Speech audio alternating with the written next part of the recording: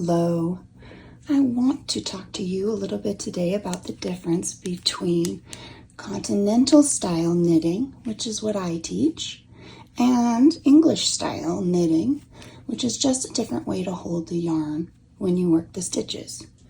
So English style knitters are going to hold the yarn with their right hand, and when they make the knit stitch, wrap that yarn around and pull through.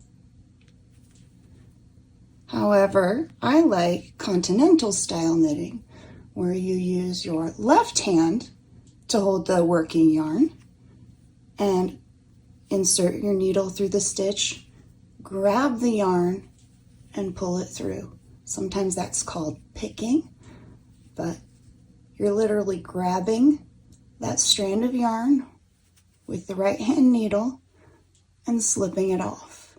I find that there's a lot less wrist motion this way, and you can go quite a bit faster with this method, not having to wrap the yarn with your right hand.